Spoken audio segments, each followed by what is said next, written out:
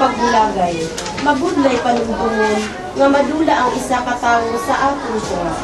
Hindi na siya makapakig-ambit sa aton nga mga kasakit kag mga kalipay sa aton mga kapaslawan kag mga kadalagan.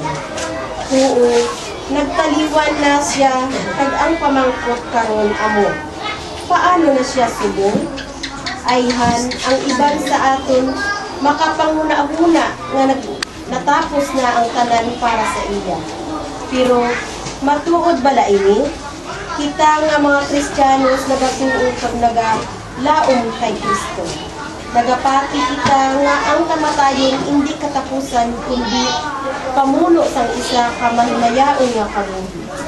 Gani sa aton ang kamatayon katulad sang isa kapag sa ilo sang amay sa iya natulugan nga anak sa hulot hiligdaan. Diri ang anak mapahamtang sa lugar nga ginaman para sa iya.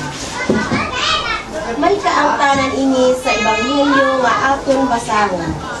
May lugar nga ginaaman si Jesucristo para sa aton. Gani nagahambal siya nga hindi gid magpalibog kag magkatuglan. Hagan-haganon ta ang aton kasugo. Kinahanglan magtuo kita sa iya. Siya amo ang aton kabuhi. Siya amo ang dalan pakadto sa aton amay.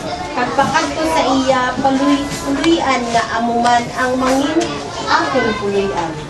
Magmala uman umon kita.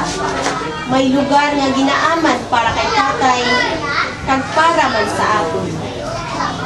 Ato nanay hinulsunan ato sa mga sala, tanan kita, nagapong sa sala sa Diyos,